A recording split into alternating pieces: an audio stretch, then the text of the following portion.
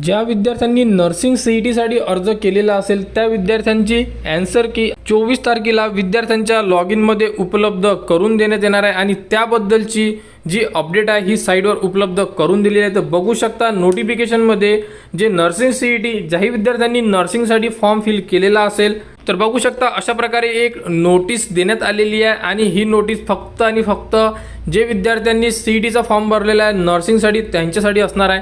तर बघू शकता तुमची जी ॲन्सर की आहे, ॲन्सर की म्हणजे तुम्ही सोडवलेला संपूर्ण पेपर तुम्ही बघू शकता, तुम्हाला किती मार्क्स मिळालेले आहे तुम्ही कॅल्क्युलेटसुद्धा करू शकता। तर 24 तारखेला ही ॲन्सर की तुमच्या लॉग इनमध्ये उपलब्ध करून देण्यात येणार आहे। ॲन्सर की कशी चेक करायची याच व्हिडिओमध्ये आपण संपूर्ण अपडेट बघणार आहे, म्हणजे उद्याला ॲन्सर की आल्यानंतर तुम्ही लगेच तुमची ॲन्सर की बघू शकले पाहिजे आणि 26 तारखेपर्यंत तुम्ही ही ॲन्सर की बघू शकणार आहे आणि 26 तारखेनंतर ही ॲन्सर की तुम्ही बघू शकणार नाही आहे।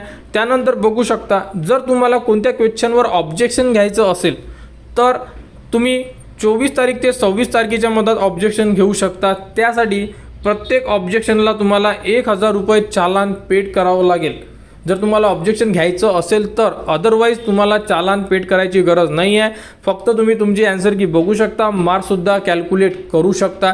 तर ही असणार आहे तुमची पहिली ॲन्सर की। ही ॲन्सर की झाल्यानंतर परत तुमची फायनल ॲन्सर की येणार आणि त्यानंतर तुमचा रिझल्टसुद्धा म्हणजे स्कोर कार्डसुद्धा लवकरच उपलब्ध करून देण्यात येणार आहे। तर ॲन्सर की कशी चेक करायची बघू शकता साईटवर। या साईटवर आल्यानंतर सेकंड नंबरचं ऑप्शन आहे CET एक्झामिनेशन पोर्टल 2025-26। तर इथे तुम्हाला क्लिक करायचं आहे। इथे क्लिक केल्यानंतर बघू शकता तुम्हाला तुमची ईमेल ID जी फॉर्म फिल करताना तुम्ही यूज केलेली आहे ती ईमेल ID टाका, पासवर्ड टाका आणि साइन इनला क्लिक करा।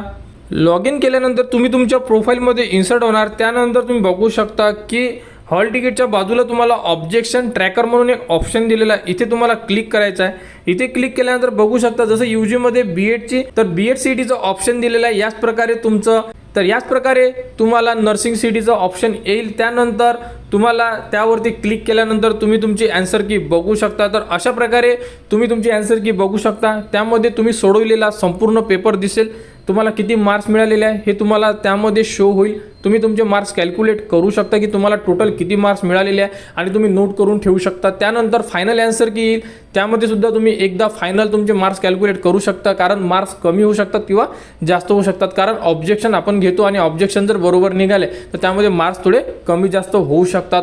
तर नर्सिंग CET 2025 बद्दल ही एक अपडेट होती।